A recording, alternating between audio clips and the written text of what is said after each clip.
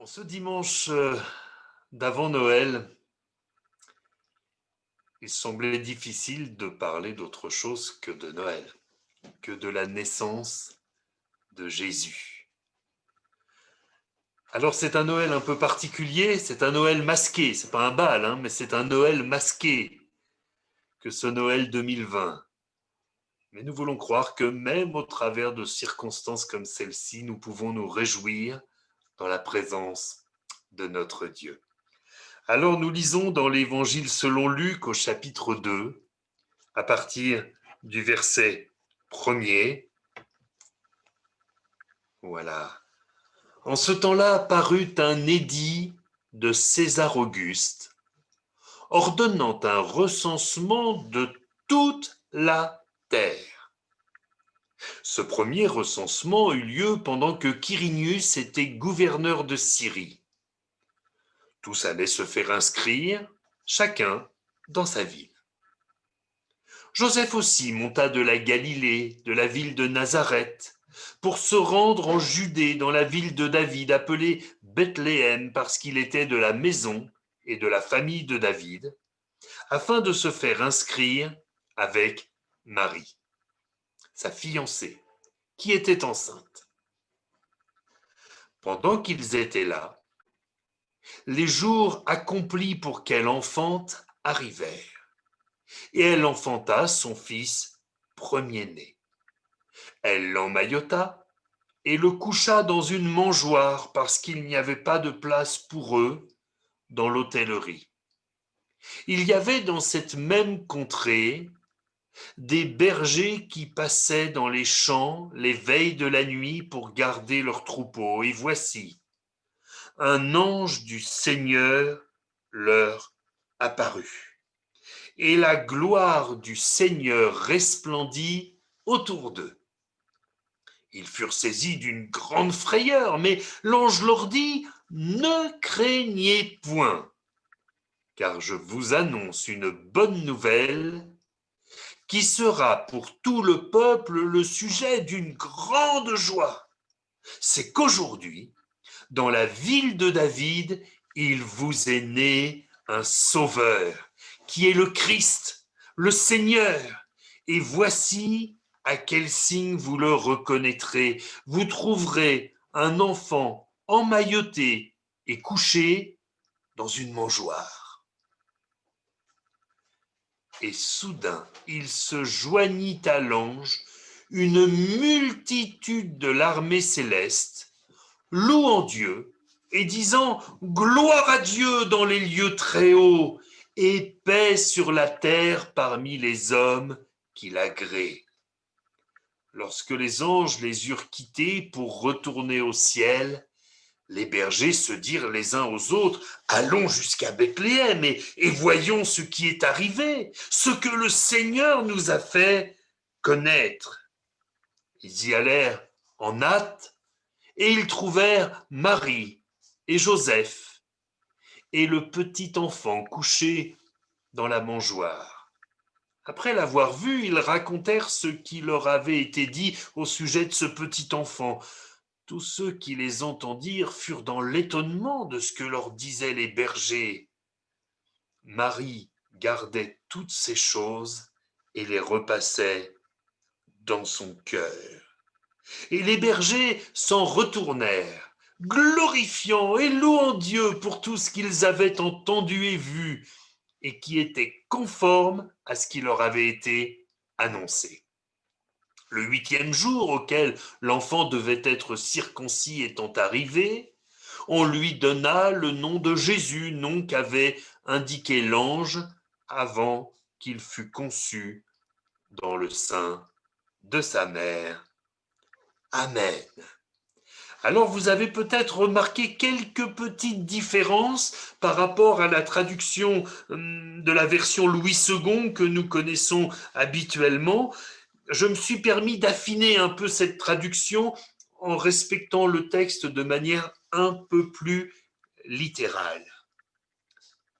Le temps où Marie devait accoucher devient ainsi les jours accomplis pour qu'elle enfante. quand nous entendons le mot accompli, nous pensons à Jésus sur la croix qui nous dit « Tout est accompli ». Si jamais nous en doutions, le jour de la naissance du Seigneur Jésus n'est pas un jour venu par hasard, ça n'est pas simplement parce que le voyage avait fatigué Marie qu'elle accouche à Bethléem, ça n'est pas une circonstance heureuse ou malheureuse, c'est l'accomplissement de la volonté de Dieu, c'est ce que le prophète avait annoncé, c'est ce que Dieu avait annoncé au travers de son prophète Michée. Et toi, Bethléem Ephrata, petite entre les milliers de Juda, de toi sortira pour moi celui qui dominera sur Israël et dont l'origine remonte aux temps anciens, au jour de l'éternité. Amen. Alors vous voyez, je vous ai mis une photo de Bethléem, mais c'est Bethléem moderne. Hein.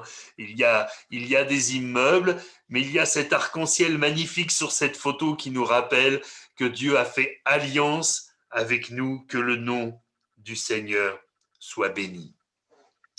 Le deuxième point que j'ai précisé, que j'ai affiné, la crèche est devenue la mangeoire. La mangeoire. Dans l'imagerie populaire,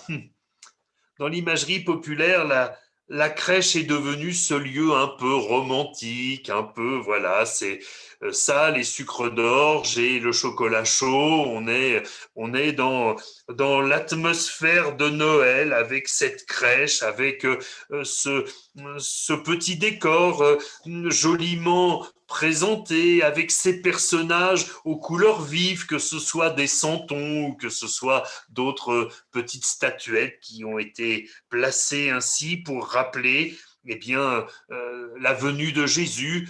Ces crèches sont souvent faites avec voilà, beaucoup de soin, mais en même temps sans aucun respect des textes bibliques, parce que si les bergers et les anges sont venus dans cette étable, les mages d'Orient, qui ne sont pas des rois, et dont aucun texte biblique ne précise le nombre, était-il 3, était-il 5, était-il 12, nous n'en savons rien. Mais une chose est sûre, c'est qu'ils ne sont pas venus dans cette étable. Ils sont venus bien après. D'ailleurs, nous voyons que Hérode, à cause de leurs phrases, de leurs propos, du temps qu'ils ont vu cette étoile briller, va faire assassiner tous les enfants de moins de 2 ans. Donc nous comprenons qu'ils ne sont pas venus juste après la naissance du Seigneur Jésus. La réalité, c'est que Marie a accouché dans une étable, sur la paille, et l'expérience que j'ai des étables me dit que l'odeur devait y être particulière, en tout cas, ça n'était pas l'odeur d'une maternité, que les conditions d'hygiène devaient être très en dessous de ce dont une jeune femme peut rêver pour accoucher, et que le Fils de Dieu a été nettoyé, emmailloté et couché dans la mangeoire, qui était dans cette étable le seul endroit où on pouvait poser un bébé en étant sûr qu'il n'allait pas tomber parce que eh bien, le creux de la mangeoire le retenait. En termes de confort, on peut quand même rêver mieux. Maintenant, nous pouvons toujours nous plaindre de ce qui est, mais nous bénissons Dieu pour ce qu'il fait. Nous avons lu et connaissons ce texte qu'il n'y avait pas de place pour eux dans l'hôtellerie. Dans le texte original, il est écrit « il n'y avait pas pour eux de place dans la salle ». C'est-à-dire que l'hôtellerie, c'était une salle commune. C'était une salle commune, c'était pas l'hôtel Ibis ou l'hôtel Campanile, c'était pas chacun sa chambre, c'était une salle commune où les gens venaient dormir. Donc finalement, peut-être que Marie, elle a été plus tranquille pour accoucher dans cette étable, même si les conditions n'étaient pas idéales, elle a pu accoucher tranquillement dans cet endroit.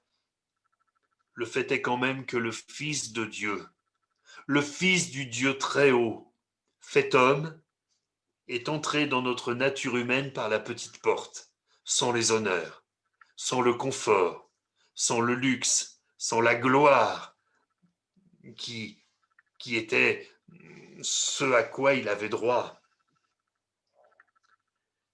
Le texte nous dit qu'il y avait dans cette même contrée des bergers qui passaient dans les champs les veilles de la nuit pour garder leurs troupeaux. Et voici, un ange du Seigneur leur apparut, la gloire du Seigneur resplendit autour d'eux. Malgré les conditions modestes, malgré la situation particulière et difficile, malgré le fait qu'il n'y avait ni confort ni hygiène, malgré le fait que, j'imagine si une de nos sœurs devait accoucher dans de telles conditions, elle trouverait ces moments absolument épouvantables, eh bien rien n'a empêché la gloire du Seigneur de se manifester. Je voudrais que nous retenions cette pensée-là. Parce que sans doute sommes-nous nombreux à dire mais cette fin d'année est si particulière. Peut-être y en a-t-il au milieu de nous qui sont découragés en disant mais qu'est-ce que c'est que ce temps dans lequel nous vivons? Dieu ne manifeste-t-il plus sa gloire? C'est vrai, l'année a été dure, elle a été éprouvante. Nous ne savons pas de quoi sera fait 2021, nous ne pouvons même pas dire oui, mais voilà, dans quelques jours nous changeons d'année, nous retirons les masques et c'est la fête. Non, non. Certains, à cause de cette épidémie, ont perdu leur emploi, mais d'autres en ont trouvé par la grâce de Dieu.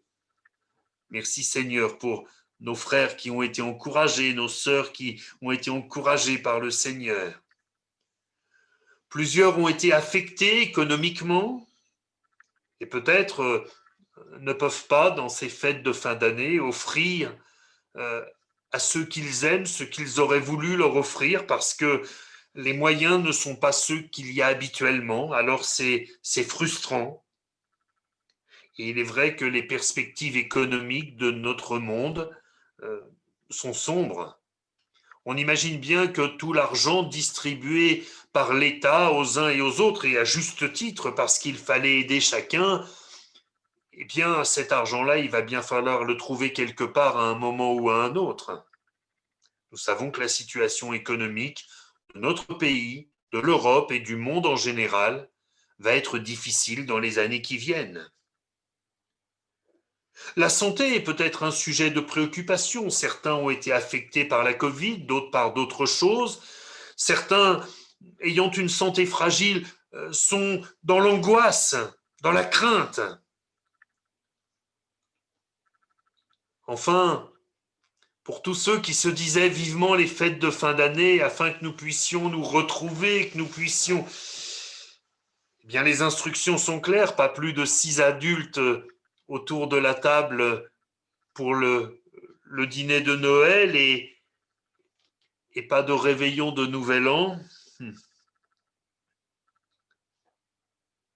Nous ne pouvons pas effacer cette année difficile avec une belle fête de famille. Mais malgré toutes ces choses, qui sont vraies, loin de moi de balayer du revers de la main ces choses qui sont la réalité et qui véritablement peuvent affecter nos cœurs à juste titre.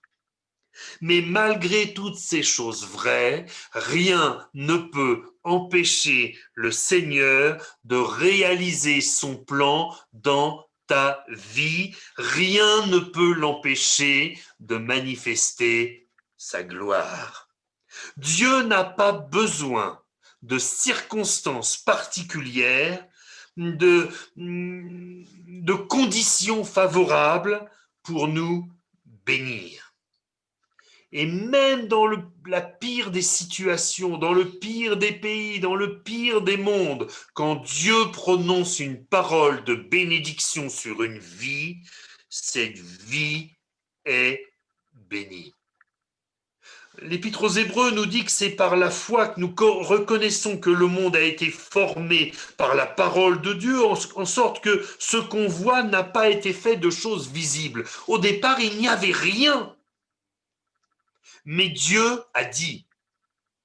Rien n'était favorable pour la vie sur la terre. Le livre de la Genèse nous dit que la surface de la terre était informe et vide, il n'y avait rien. Mais quand Dieu a dit, les choses sont apparues. Si des scientifiques de notre génération trouvaient une planète identique à la Terre, dans l'état dans lequel la Terre était, au moment de quelques heures avant ou quelques milliers d'années, je ne sais, avant la création, mais ils auraient dit, mais c'est pas possible, rien ne peut exister, rien ne peut vivre ici. Et pourtant, Dieu a fait. Et encore une fois, rien ne peut l'empêcher de réaliser son plan dans ta vie ni d'y manifester sa gloire. Une seule parole du Seigneur est suffisante pour changer tes circonstances. Béni soit Dieu. Le deuxième point sur lequel je veux m'arrêter, c'est le nom de Jésus. On lui donna le nom de Jésus, nom qu'avait indiqué l'ange avant qu'il fût conçu dans le sein de sa mère. Il n'y a pas de plus beau nom que le nom de Jésus. Il signifie Dieu sauve. Les apôtres, arrêtés à cause du témoignage extraordinaire de la guérison d'un boiteux, ont pu affirmer il n'y a de salut en aucun autre, car il n'y a sous le ciel aucun autre nom qui ait été donné parmi les hommes par lequel nous devions être sauvés.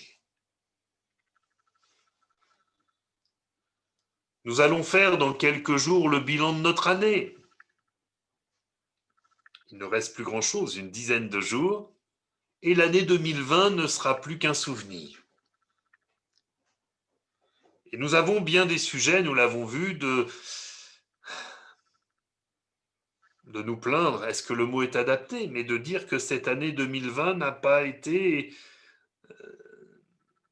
celle dont nous aurions rêvé peut-être. Mais nous avons gardé l'essentiel, mes frères et sœurs. Le nom de Jésus-Christ. Nous l'avons loué, nous l'avons célébré.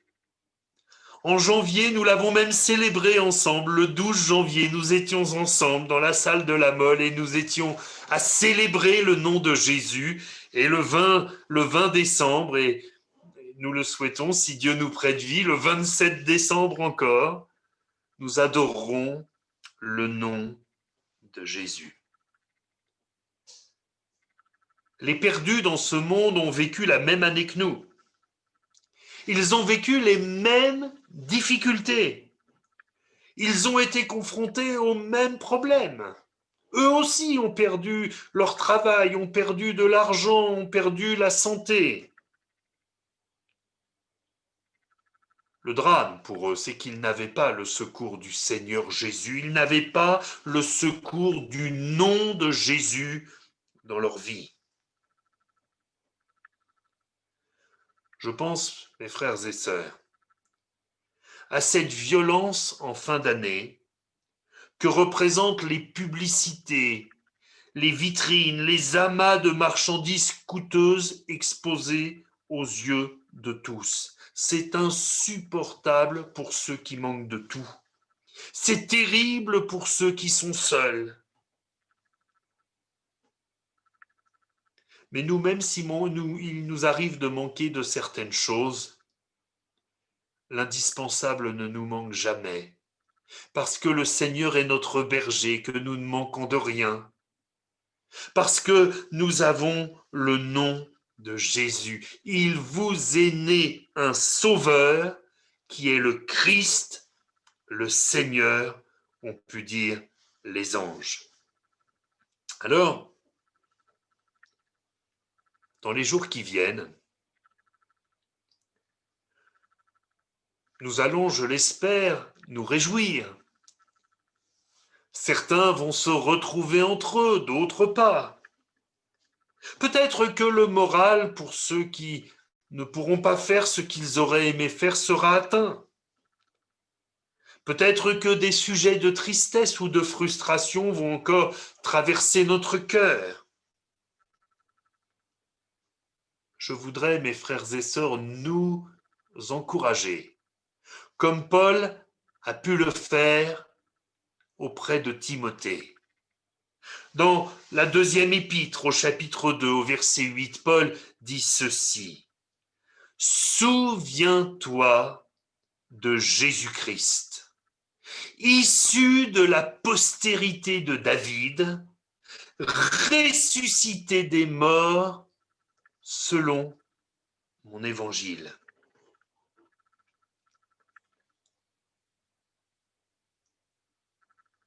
Si tu es seul pendant les fêtes,